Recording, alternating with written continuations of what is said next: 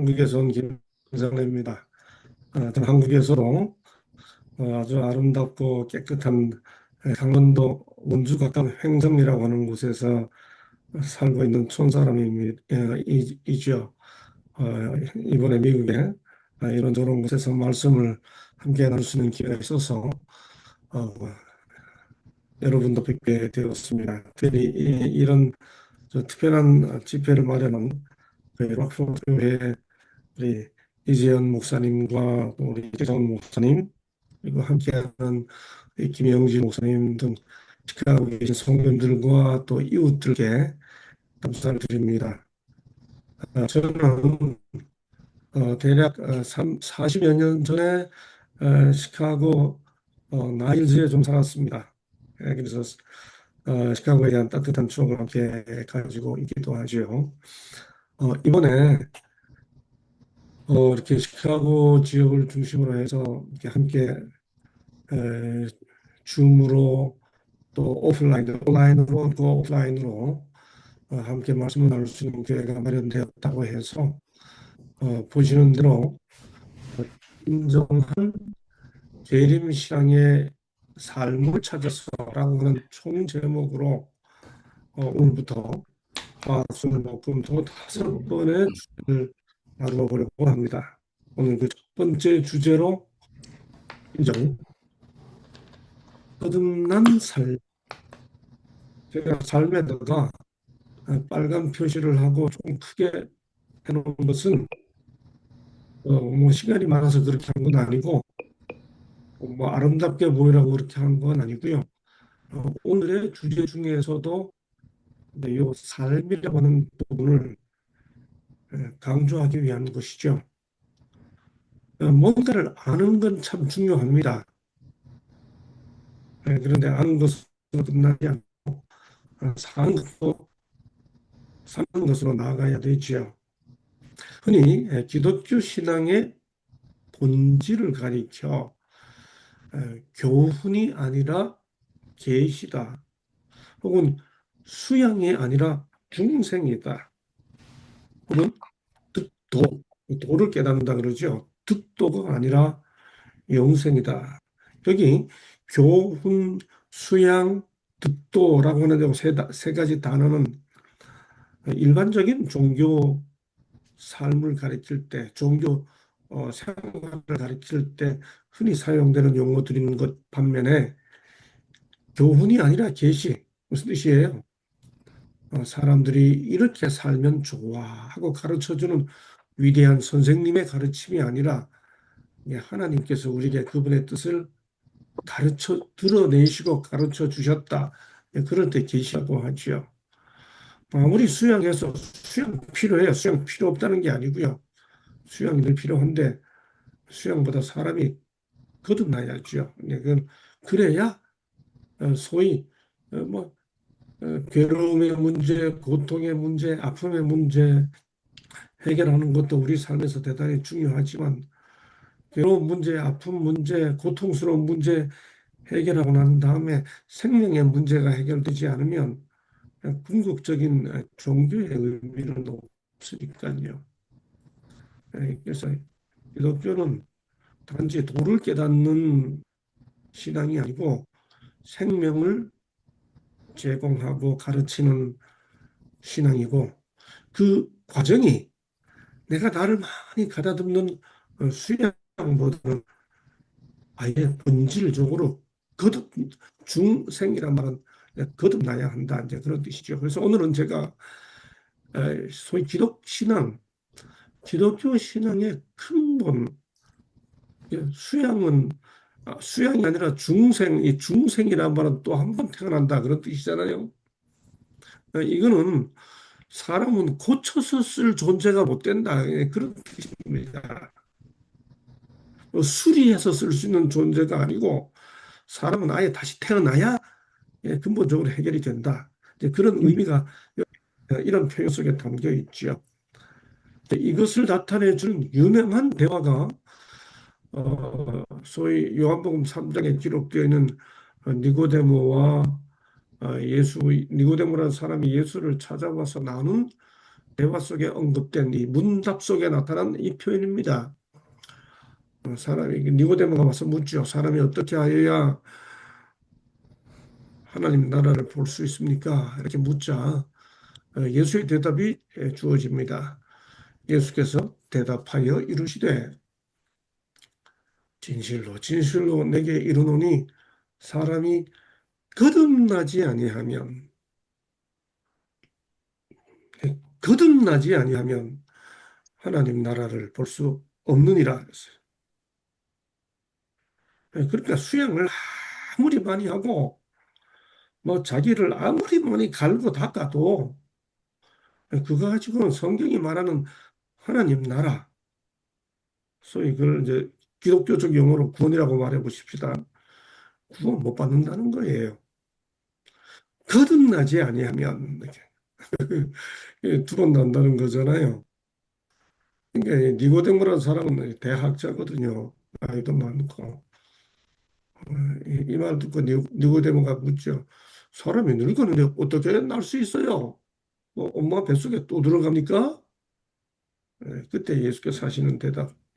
진실로 진실로 내게 이르노니 사람이 물과 성령으로 나지 아니하면 하나님 나라에 들어갈 수 없느니라. 여기 물과 성령 이렇게 써요.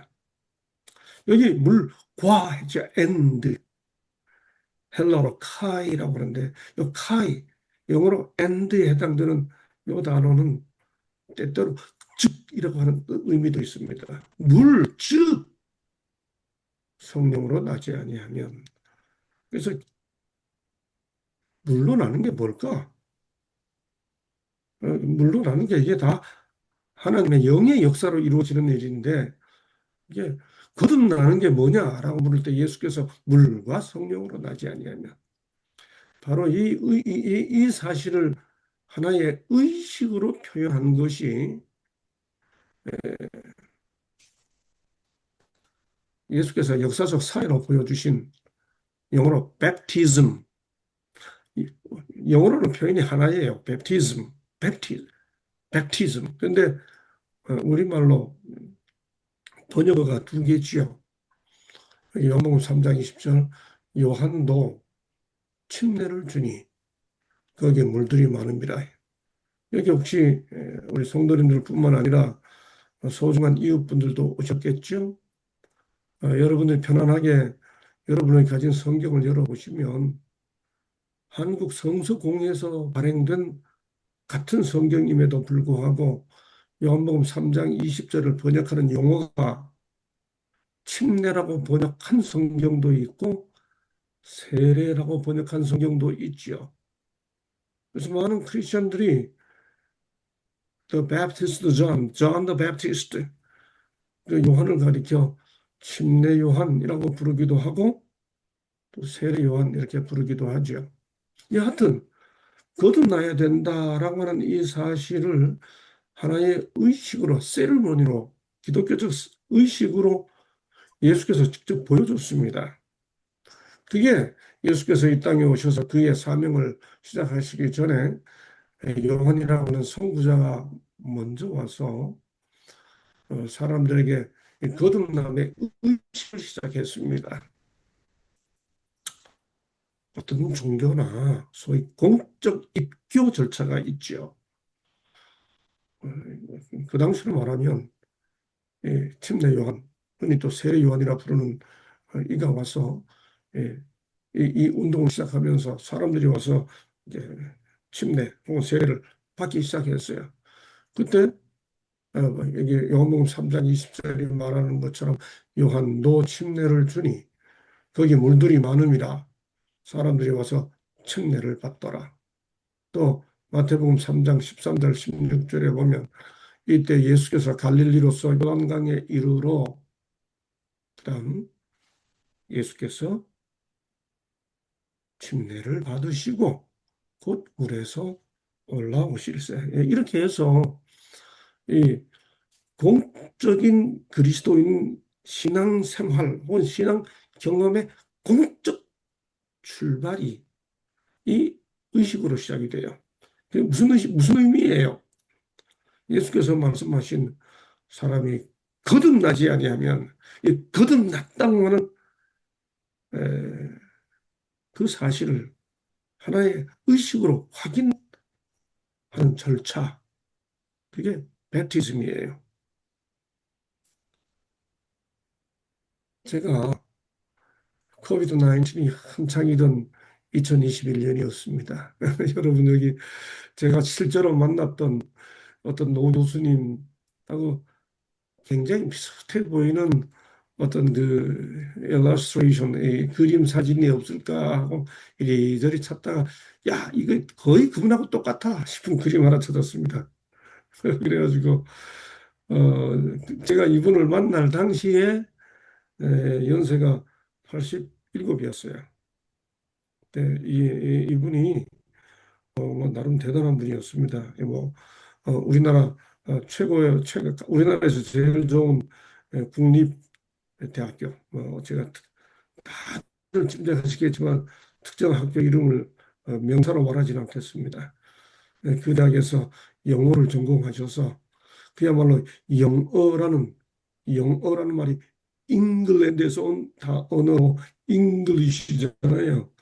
그, 그 나라를 그 잉글리시를 모국어로 쓰는 잉글랜드에 가서 런던 대학교에서 한국 사람이 그 대학에 영어 교수를 하고 그리고 어, 이렇게 뭐 성경을 번역하는데 마지막 문장 다듬는 것도 하고 KBS 아나운서들의 그 영어 뉴스 그 아나운서들의 발음 교정 자문 교수도 하시고 뭐 그런 분이세요. 그런 분이 오늘 제가 만났어요.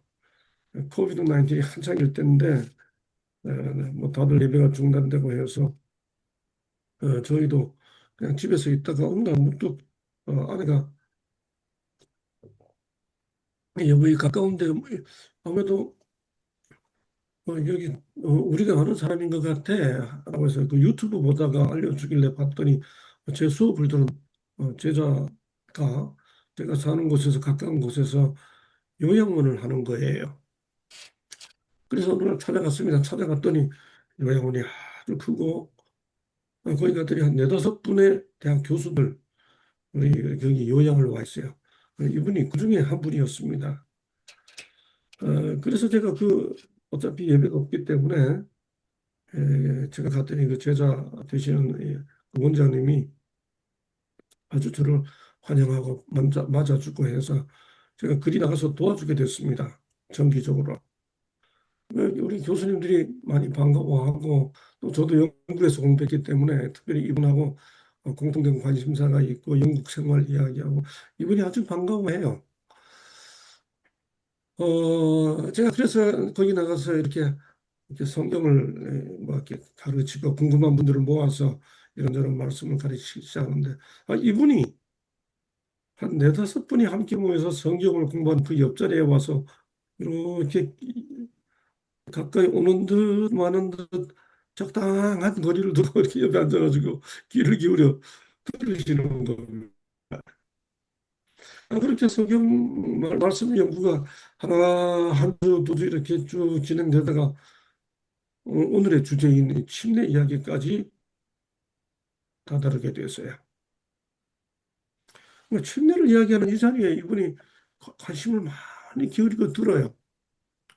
이분은 우리나라의 그 뭡니까 이 시조 있잖아요. 태산이 높다 대 하늘 아래 메이르다 이런 시조를 영어로 번역하는 그 세계 시조 번역 회가 있는데 그걸 그냥 영어로 뜻만 번역하는 게 아니라 운도 맞춰서 번역하는 뭐 그런 모임의 또 회장이에요. 그런 분인데 젊을 때 빌리그람 목사님 설교를 많이 듣고 그런데 기독교에 대해서는 조금 반감이 있는 분이었습니다. 이런 분이 이렇게 길을 듣더니 침례 이야기하는 데까지 와서 마침내 이르게 됐어요. 그러더니 제가 하는 설명을 다 듣고 고개를 끄덕끄덕 하더니 이분이 저한테 던진 질문입니다. 그분이 꼭 저를 부를 때는 김 박사님 이렇게 불렀어요. 김 박사님, 왜 침례를 받습니까? 한마디로. 그렇게 꼭 의식을 행해야 됩니까? 두 번째, 세례는 안 됩니까?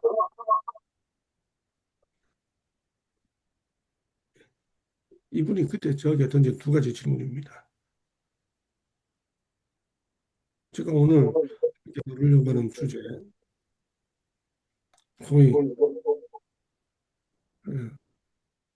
네, 감사합니다. 우리 그 한 분 한 분들이 그 오디오를 좀 오프해 주시면 이게 이렇게 소음이 들어오지 않습니다. 자, 세례는 안 됩니까? 예. 자, 이 질문 두 가지를 좀 제가 여러분 나누어 보려고 합니다. 기독교 신앙에 있어서 왜 침례가 필요한가요? Why? 그리고 세례면 안 됩니까? 하는 문제는 how? 소위 기독교 신앙 생활의 공적 출발을 의미하는 침례 혹은 세례. 어떤 번역어가 맞느냐라고 하는 정도를 넘어서서 그 속에 담겨 있는 의미는 과연 무엇인가라고 하는 것이죠. 먼저 왜 침례? 침례라는 말은 이렇게 물에 잠든다, 잠긴다, 물에 들어갔다 나온다 그런 뜻이고 세례라는 말은 씻어낸다 이제 그런 의미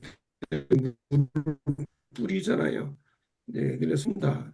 그리고 세례는 물을 뭔가를 씻어낸다 이제 이런 뜻인데 왜 침례를 why 왜 침례를 받아야 됩니까? 예. 먼저 그 질문에 대한 성경적 답을 확인하기 위해 다음과 같은 내용들을 살펴보도록 하겠습니다. 어, 사람이 공식적 신앙생활을 시작하는 첫 번째 절차로 예수께서 거듭나야 된다라고 말하는 것의 의미를 담아내는 의식이 침례인데 그 근원은 창조에 있습니다. 창세기 1장 1절 2절에 보면 태초에 하나님이 천지를 창조하시니라 하나님의 영은 수면 위에 운행하시니라. 이 말은 무슨 말인가 하면 성경 기록에 의하면 맨 처음 하나님이 천지를 창조할 때 그 땅은 어떤 과학적 사실처럼 뭐 뜨거웠다가 식어진 게 아니고 그 땅 전체를 물이 덮고 있었다는 거죠. 그러다가 셋째 날이 이르렀을 때 하나님이 이르시되 천하의 물이 한 곳으로 모이고 묻이 드러나라 이렇게 했습니다. 그러니까 땅은 물에서 나왔죠. 근데 성경에 의하면 이렇게 물에서 나온 이 땅이 심각한 죄악 상태를 맞게 됩니다. 베드로후서 3장 5절에 보면 땅이 성경에 의하면 땅이 물에서부터 나와 성립했다는 사실을 베드로후서 3장 5절은 이렇게 말합니다. 이는 하늘이 옛적부터 있는 것과 땅이 굉장히 중요한 표현이에요. 물에서 나와 물로 성립된 것도 하나님의 말씀으로 된 것을 예수 재림을 부인하는 사람들이 소위 우리가 흔히 말하는 마지막 시대가 되면 맨 처음 창조부터 부정한다는 거죠. 재림이 어디 있느냐 하고 재림을 부정하고 조롱하고 놀리고 웃기는 소리 하고 있네. 이제 이렇게 하는 사람들이 그렇게 하는 것은 땅이 물에서 나와 물로 성립된 것도 하나님의 말씀으로 된 것을 그들이 일부러 잊으려 함이었다. 여기 대전제는 땅이 물에서 나왔다는 것을 설명하고 있잖아요. 그런데 이 땅이 문제가 생겼지요. 그래서 창세기 7장 17절 19절에 보면 홍수가 땅에 40일 동안 계속된지라 물이 땅에 더욱 넘침에 천하의 높은 산이 다 잠겼더니 우리가 창세기 6, 7, 8, 9장에 기록되어 있는 소위 대홍수, 노아 홍수를 성경에서 어떻게 묘사합니까? 지구 전체가 다 물에 덮였다. 그리고 마침내 물이 거쳤다. 그렇게 말하죠. 여러분, 그런데 맨 처음 창조 때 땅이 물에서 나왔어요. 근데 그 땅이 심각한 죄악 상태에 빠졌어요. 그래서 홍수가 있었어요. 그래서 홍수로 땅이 다 덮였어요. 이렇게 이 홍수를 서 뭐라 말하나 보세요. 베드로전서 3장 20절입니다. 방주에서 이게 노아 홍수를 말하는 거지요. 방주에서 물로 말미암아 구원을 얻은 자가 몇 명뿐이니 겨우 8명이라. 그다음 물은 이때 이 물은 이게 마시는 물이 아니고 방주에서 물로 말미암았기 때문에 이때 말하는 물은 홍수입니다. 홍수는 예수 그리스도께서 부활하심으로 말미암아 이제 너희를 구원하는 편이 곧 침례라. 그러죠. 그러니까 침례는 너처럼 받아야 돼요. 홍수처럼 받아야 돼요. 홍수 때 지구에 물이 이렇게 뿌린 게 아니고 물에서 나온 지구를 다시 탄생시키기 위해 완전히 물도 덮었다가 땅이 물에서 두 번째 물에서 나온 게 그게 홍수입니다. 성경은 그걸 침례라고 말해요. 침례는 홍수처럼 이루어져야 돼. 그 말이죠. 두 번째, 출애굽기 14장 21절 22절에 보면요. 이스라엘 백성들이 애굽 땅에 있었다는 사실 여러분 잘 아시잖아요. 그 이스라엘 백성들이 애굽에서 나올 때 그들이 집단적으로 홍해에 들어갔다 나왔죠. 모세가 바다 위로 손을 내밀매 여호와께서 큰 동풍이 밤새도록 물을 물러가게 하시니 여러분 출애굽기 14장 21절 이 구절 읽으시면서 그 십계라고 하는 영화가 묘사하는 찰턴 헤스턴이 주인공이한 그 모세가 지팡이 딱 내밀었더니 짜자자자 하고 바닷물이 갈라지는 그런 방식으로 홍해가 갈라졌다고 하는 오해는 이게 확실히 제거하시기 바랍니다. 성경에 Well, 의하면 and then you 모세가 that 내밀자마자 is that nice? Scott flower. 예, 전화 받으시는 게 공유되고 있습니다. And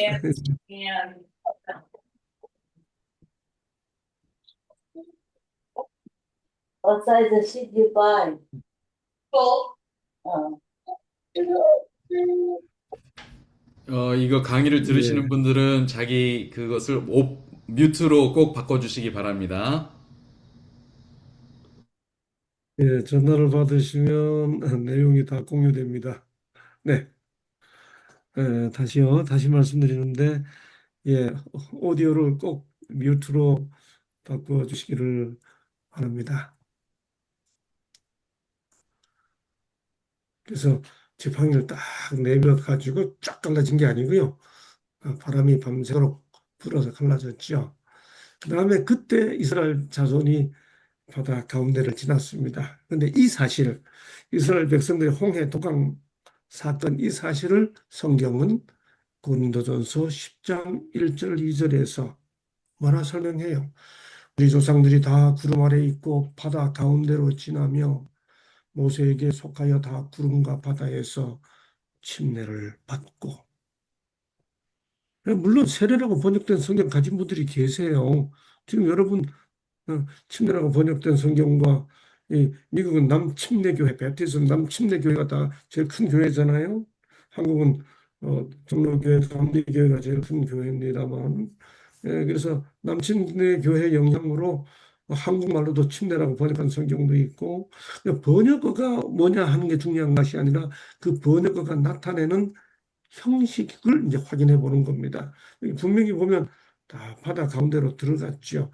그걸 신약 성경은 침례라고 표현하고 있고 예수께서 말씀하신 거듭났다고 하는 이 표현 이걸 바르게 담아내는 성경적 의식 그것은 홍수처럼 물속에 들어갔다가 홍해 경험처럼 바닷속에 들어갔다가 나오는 경험 바로 그것을 묘사한 것이 고린도전서 2장 12절에 그리스도와 함께 너희가 침례로 그리스도와 함께 장사되고 그 안에서 함께 일으키심을 받다. 예, 그다음에 로마서 6장 3절 4절 우리가 너무도 잘 아는 유명한 성경들이죠. 예수와 합하여 침례를 받은 우리는 그의 죽으심과 합하여 침례를 받은 주 그와 함께 장사되고 그래서 물속에 들어갔다가 머물렀다가 나오고 뭐 이런 걸 다 나타내 주는 이 형식이 구약에 나오는 노아 홍수같이 이스라엘 백성들의 출애굽 당시에 홍해 경험 같이 그 모든 의미를 담아내는 형식이기 때문에 바로 그리스도인들의 신앙적 경험의 공적 출발인 침례를 이렇게 하는 거죠. 그럼 어떻게 이런 의미가 있는 겁니다. 그 교수님에게 제가 이런 의미를 설명드렸어요. 왜 침례를 받는 겁니까? 그러니까 성경을 믿는다면 이런 의미에서. 근데 세례면 안 됩니까? 이렇게 물었어요. 네, 이렇게 보시니까 아까 같은 성경절입니다만 제가 강조점을 달리 했죠. 예수께서 침례를 받으시고 곧 물에서 올라오실세. 요한도 물들이 많기 때문에 거기서 침례를 줬다고 말하죠. 역시 빌립도 이게 아주 뭐 그야말로 초등학문처럼 우리가 우리 재림 성도들 알고 있는 내용 아닙니까? 빌립이 침례를 베풀고 둘이 물에서 올라올세. 예, 역사적 사례만 봐도 여러분 저는 비교적 자주 기독교 탐사 성지 탐사를 좀 했습니다. 가보시면 이런 성례전, 거룩한 예식이 진행되는 그 초기 기독교 그 토전에 가보면 다 이렇게 침례탕이 있어요. 이렇게. 사실 이런 침례탕 흔적들은 어디에서 비롯됐는가 하면 유대인들이 가지고 있던 이게 마사다입니다. 제가 93년도에 제 아내와 함께 그 성지 탐사하던 중에 그 유대인들의 그 성례전 베푸는 장소에 들어가서 제가 침례식 행하는 모습을 잠시 이렇게 장난삼아 약간 좀 그렇게 목사는 어디 가든 목사야. 내가 성경 선생은 어디 가나 성경 선생이야. 뭐 한데 그 장면을 딱 찍어준 사진입니다. 소중한 사진이죠. 그래서 우리는 이런 의미를 다 담아내기 위해 단지 머리에 물을 붓는 세례라는 방식보다 이 모든 의미를 담아내기 위해 침례를 행하는 거지요. 저도 그렇게 침례를 받았습니다. 저는 1975년 7월 12일에 침례를 받았는데요. 제가 지금까지 살면서 제 침례 사진보다 더 영감적인 사진을 본 적이 없습니다. 왜냐하면요. 그때 제 침례 사진을 제 고등학교 2학년 때인데 저를 침례 주시는 그 순간 저 고향은 강원도 강릉이거든요. 그 대관령에서 물이 쫙 흘러내리는 남대천이라고 하는 곳이 아주 그 보시는 대로 물량이 많잖아요.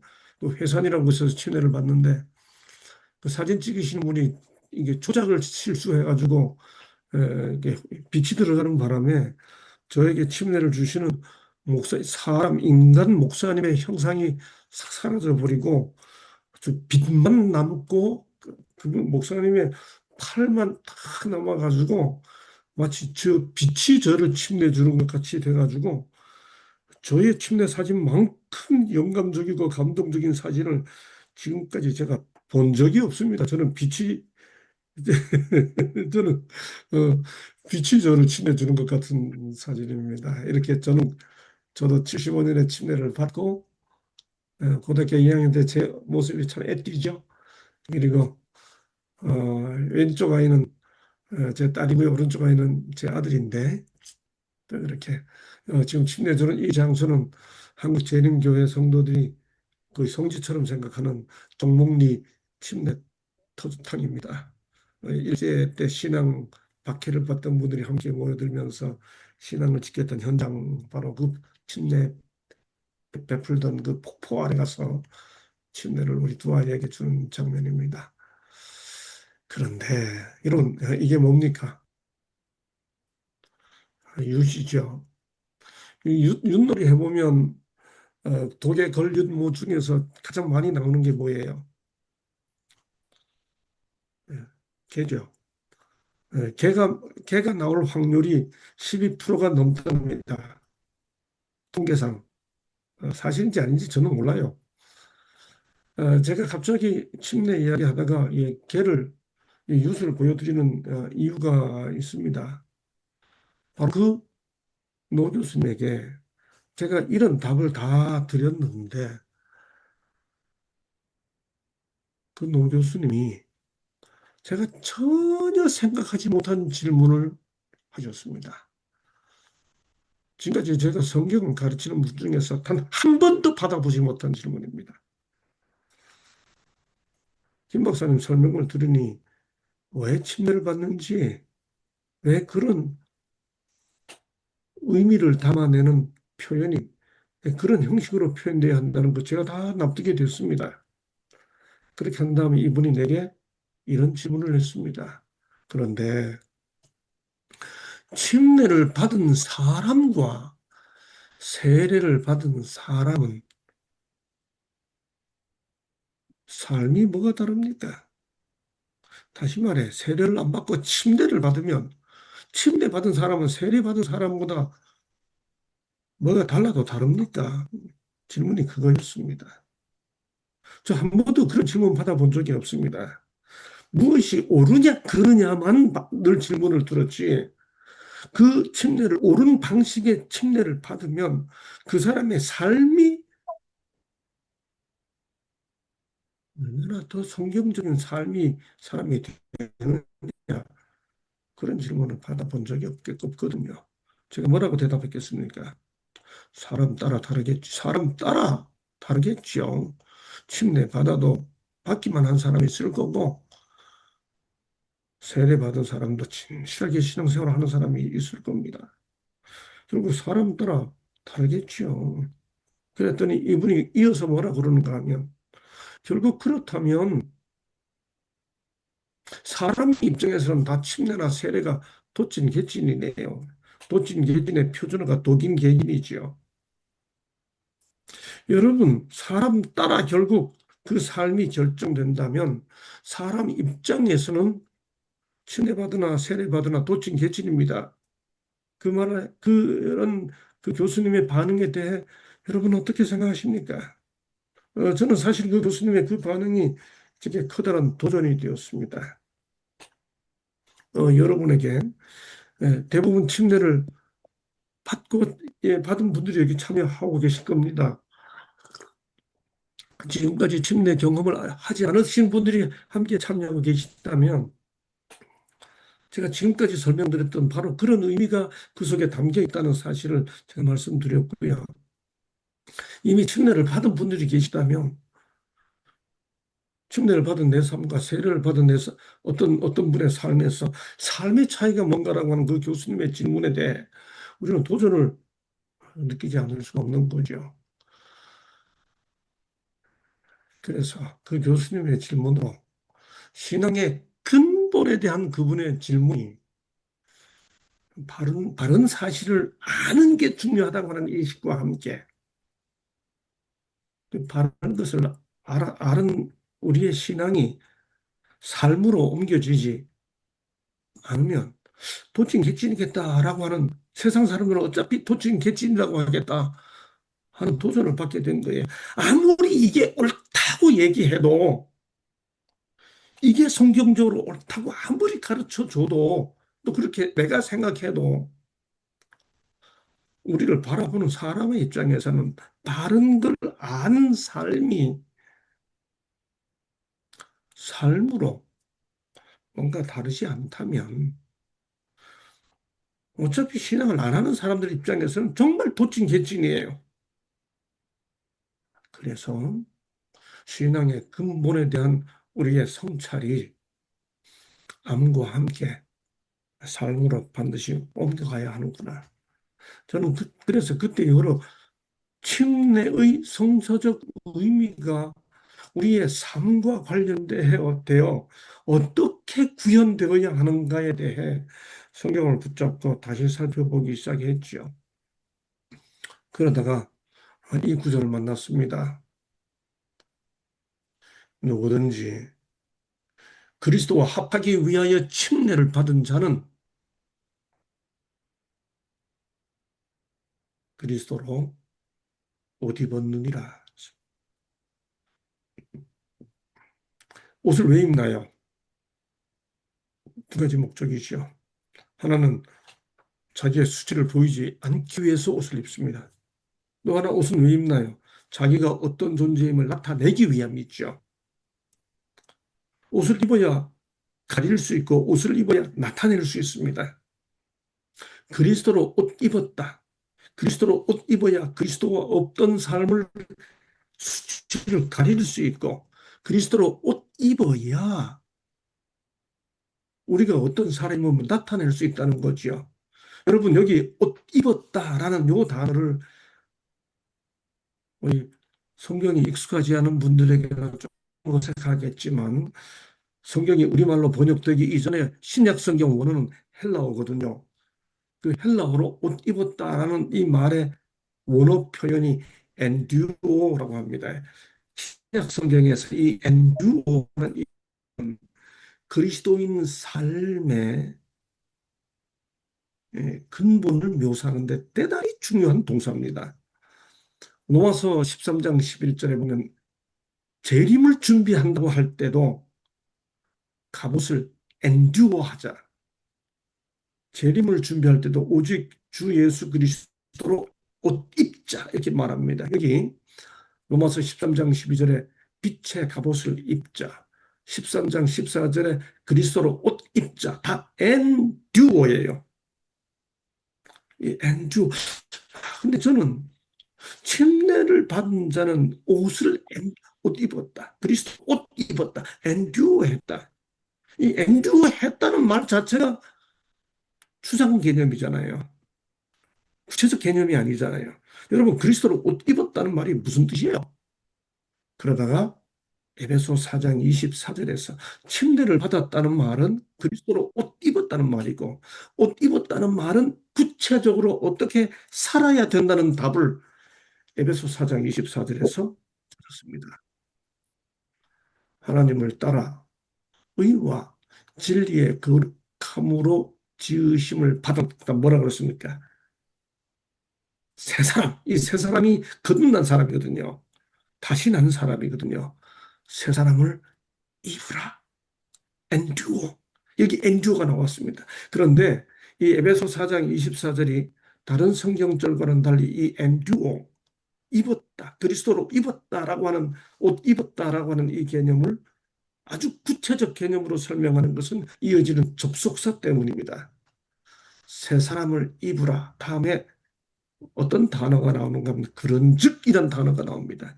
요 그런즉이라는 요 단어는 헬라어로 디오라고 하는데 이 디오라는 말은 그러므로 therefore 여러분 성경 읽으시다가 아니 뭐 성경뿐만 아니라 어떤 문장이라든지 그런즉 그러므로라는 단어가 나오면 이건 논리적 뭡니까 순접사라고 그러잖아요. 이 문법 용어로 앞에 문장과 뒤에 문장의 논리적 관계를 설명해주는 접속사잖아요. 새 사람을 입으라. 그런즉 이 세번역 성경에 보면 새 사람을 입으십시오. 그러므로 그렇게 와 그래서 성경 본문을 보니까 에베소 4장 24절 다시 읽어보면 새 사람을 입으라. 그런즉 한 다음에 거짓을 버리고 참된 것을 말하라. 더러운 말은 너희 입 밖에도 내지 말고 선한 말을 하여 듣는 자들에게 은혜를 끼치게 하라. 모든 악독과 노함과 분능과 떠드는 것과 비방하는 것을 보니까 새 사람을 입으라. 그러므로 이어지는 막 여러 다른 다양한 표현 중에서 다 공통되는 내용이 뭔가 하면 침례받고 새로운 삶을 살았다고 하면 뭐가 달라져야 된다는 말이 의미입니까? 말 바꾸라 그겁니다. 참된 것을 말하라. 더러운 말은 입 밖에도 내지 말라. 덕을 세우는 선한 말을 하라. 듣는 자들에게 은혜를 끼치라. 비방하는 것을 버리라. 그리스도인 생활을 공적으로 시작하는 침례를 받으면 그리스도로 옷 입었는데 그리스도로 옷 입었다는 말은 그러므로 뭐가 달라져야 된다는 거예요. 말이 달라지게 돼 있다. 음, 참된 것, 이 진리입니다. 선한 말, 선한 열매. 더러운 말 할 때는 마태복음 7장 17절에 보면 좋은 나무는 좋은 열매를 맺고 나쁜 열매는 나쁜 열매를 맺느니라 할 때, 그때 좋은 나무 할 때 아가소스, 나쁜 열매 할 때 더러운 말, 이게 사프로스라는 단어가 그대로 사용됩니다. 특별히 침례를 받은 자는 비방하지 말고 할 때 이 비방이라는 단어가 블라스페미아, 이 블라스페미아라고 하는 이 단어를 영어로 그대로 옮긴 게 블라스페미, 이 블라스페미아라고 하는 이 헬라어는 신성 모독이라는 의미도 있고 중상 모략이라는 뜻도 있습니다. 저는 이 말을 아주 쉬운 말로 뒷담화 그렇게 번역합니다. 하나님 백성들이 흉대받고 신앙생활을 했으면 저 말 하지 않아야 할 말 중에 블라스페미아 뒷담화예요. 기껏 예배 잘 드리고 아멘 하고 한 다음에 뒤에 가서 어르쿵저르쿵 이러쿵저러쿵 말이에요. 그게 뭐냐는 거지. So what? 성경에서 그러므로 이렇게 말하는 내용이죠. 누가복음 6장 45절에 주님께서 선한 사람은 마음에 쌓은 선에서 선을 내고 악한 자는 그 쌓은 악에서 악을 내나니 이는 마음에 가득한 것을 입으로 말함. 그러니까 말이 뭐예요? 다 마음에 가득한 게 입으로 나온다는 거죠. 여러분 우리가 한국에서 스님들이 뭐 이렇게 공양 뭔가 이렇게 받을 때 적선 한 푼 합시오 이렇게 하잖아요. 적선. 그 참 좋은 말이잖아요. 적선. 그 말은 나 도와주세요 이렇게 표현하지 않고 당신이 나를 돕는 건 당신의 선을 쌓는 거야. 그게 적선 한 푼 합시오. 이거거든요. 예, 불교에서도 남을 돕는 걸 적선이라고 하는데 여기 누가복음 6장 45절에서 마음에 쌓은 선, 그걸 한자로 표현하면 적선이거든요.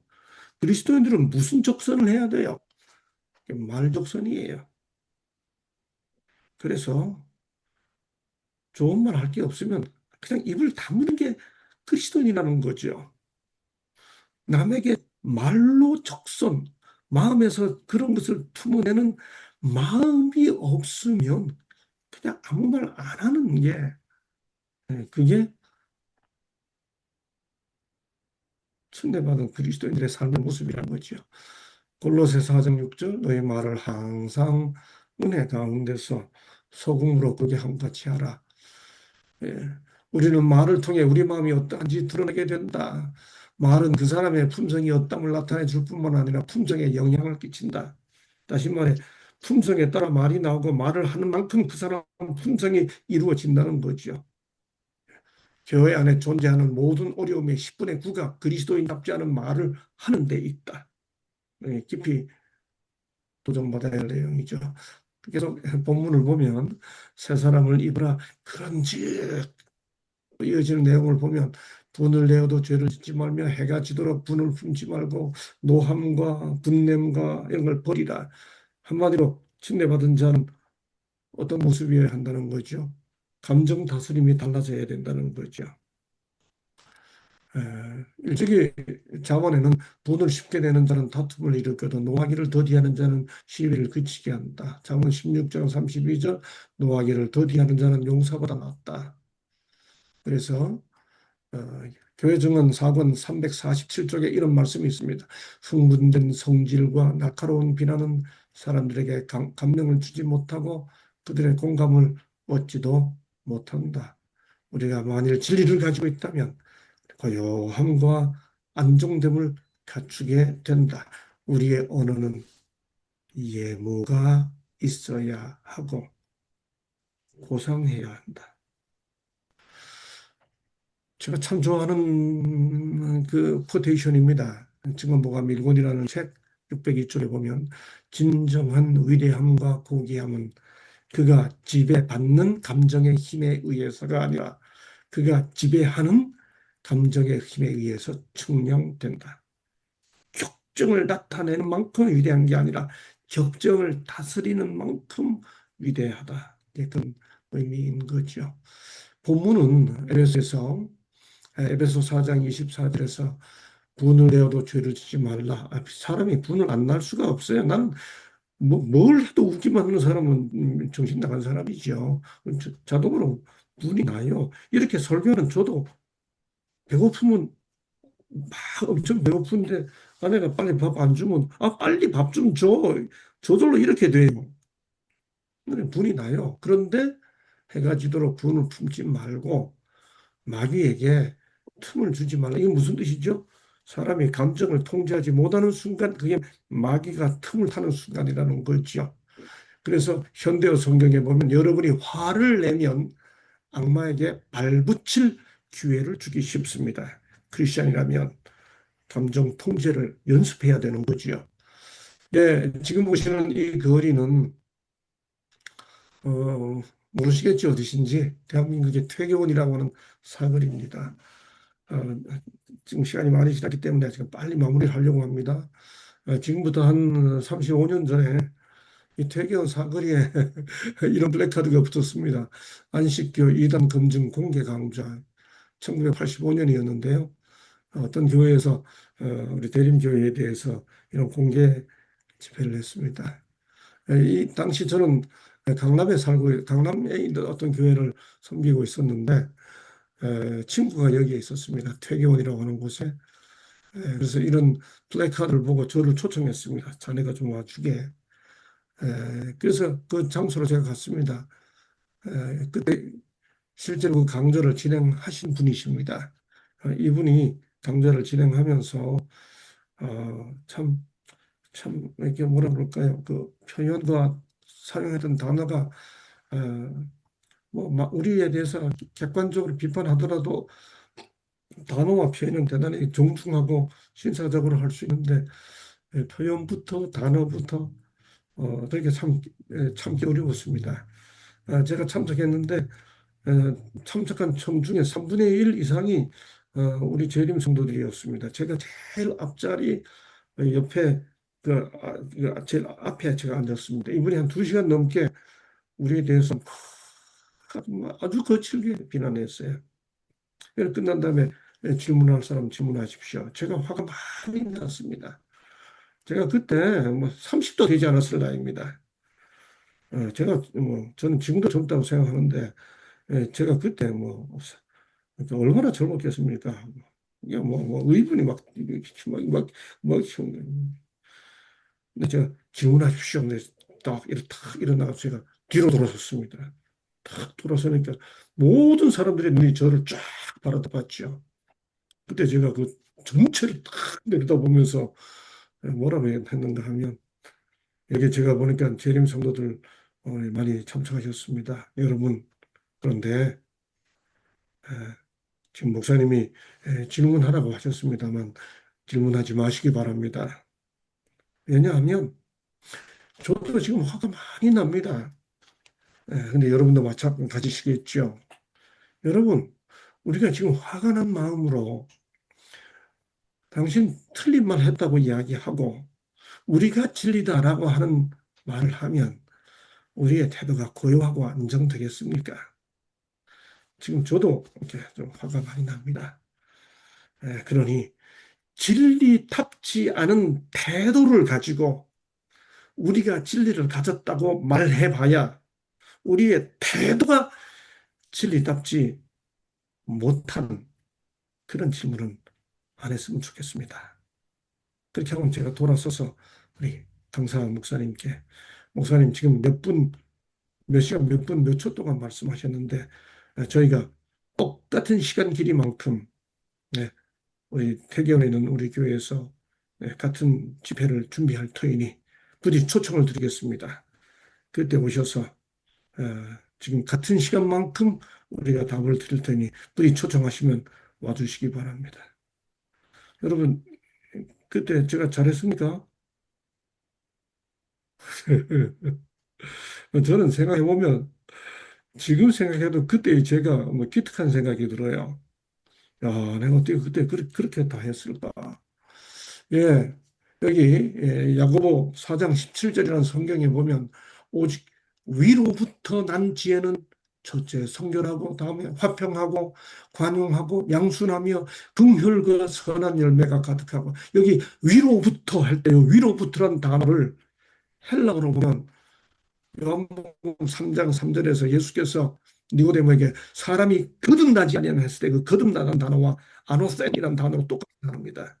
다시 말해 위로부터 난 지혜는 이 말을 요한복음 3장의 언어로 표현하면 거듭난 지혜는 그런 뜻입니다. 거듭난 지혜는 어때요? 성결하고 화평하고 관용하고 양순해요. 무슨 뜻이에요? 내용이 진리인 만큼 태도가 진리다워야 한다는 거지요. 우리는 내가 믿는 바가 옳다는 사실을 말하기 위해 그것을 나타내는 우리의 분위기와 태도가 옳지 않은 경우들 너무 자주 드러냅니다. 어떻게 해요? 화를 내면서. 그죠? 마지막으로 세 사람을 입으라. 그러니까 남의 가난한 자에게 구제하고 선한 일을 하라. 서로 친절하게 하라. 서로 용서하라. 일입니다. 정리하면요. 이게 선한 일이 뭔지 예수께서 한마디로 정리하셨습니다. 여기 내 형제 중에 지극히 작은 자 하나에게 한 것이 곧 내게 한 것이니라. 그러니까 지금 성경이 뭔가 가려져서 나가나요? 성경들이 제대로 다 나가나요? 다 보이시나요? 보겠습니다. 네. 여러분, 지극히 작은 자가 누구예요? 지극히 작은 자는 뭐가 됐든, 돈이 됐든, 지위가 됐든, 학력이 됐든, 영향력이 됐든, 뭐가 됐든 지극히 작은 자는 나보다는 낮은 자예요. 나보다 높은 자에게 잘하는 건 쉬워요. 우리 학생들이 제가 수업을 가르칠 때, 교수님 따라오는 거는, 그 내가 자기들에게 학점을 주니까 나한테 잘해요. 정말 나를 선생이라고 존경하고 하는 사람은, 학생들은, 어, 내가 자기에게 아무 영향력이 없을 때도 교수님 할 때 그게 진짜 나를 좋아하는 것이고, 그건 뭔가 높은 사람한테 잘하는 것은 어떤 의미에서는 기대하기 때문에 거래일 수 있어요. 근데 뭐가 됐든 나보다 낮은 자는 내가 줘도 아무 보답이 없어요. 그렇게 한 자가 작은 자지요. 성경에는 여러분 목사님 잘 섬겨야 돼요. 근데 성경에는 목사를 섬기는 것이 나를 섬기는 것이니라 그런 말 없어요. 예수님을 섬기는 방법이 뭔지 아세요? 예수께서 직접 말씀하셨잖아요. 지극히 작은 자 하나에게 한 것이 곧 내게 한 것이니라. 이게 선한 일이라는 거죠. 나에게 아무런 영향력 끼치지 못할 것처럼 보이는 사람을 따뜻하게 대하는 태도, 자세. 잘 안 돼요. 목사님 이렇게 설교하는 저라고 다 그렇게 하고 삽니까? 못 살아요. 제가 하는 말대로 늘 설교한 대로 다 산 목사가 있으면 이 세상에 목사 아무도 없을 거다. 왜 이미 다 변화돼가지고 천사처럼 하늘 가버렸을 테니까. 목사가 잘 안 되니까 다 목사 많아요. 근데 단지 차이는 뭐예요?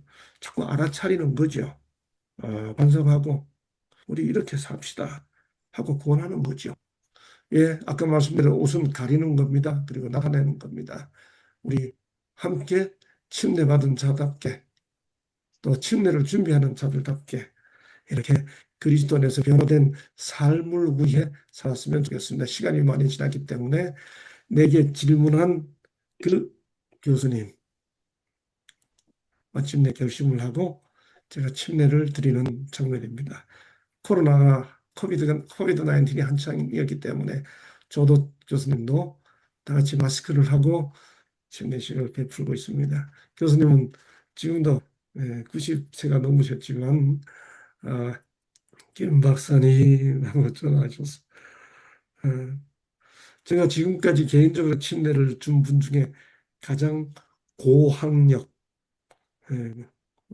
고지성인이십니다. 참 순박한 모습으로 신앙생활 열심히 하고 있습니다. 진정한 재림신앙, 침례로 시작하는 재림신앙, 알무로 마치지 말고 이렇게 삶으로 이어졌으면 좋겠습니다.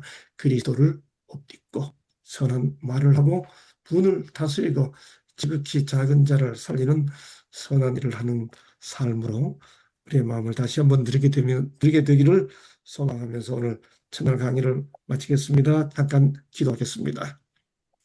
제가 기도하겠습니다.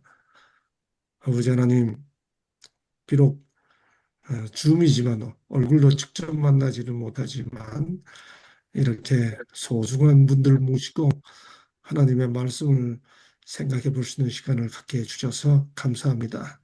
이 아멘. 조용한 그 북미 동부의 저녁 시간, 뭐 서부에서 참여했으면 조금 더 이른 저녁 시간인지 모르겠습니다. 이 저녁 시간에 하루를 마무리하면서 우리 성경에 나타난 근본적 공식적 신앙생활의 근본의 의미를 다시 한번 생각해보고 그것이 우리들의 삶 속에서 어떻게 구현되고 있는지를 다시 한번 생각해 볼 수 있는 시간을 주셔서 감사합니다. 아멘. 정직하게 늘 성찰하면서 말씀에 우리 주님의 기대에 조금 더 다가가는 우리들 되도록 함께해 주옵소서.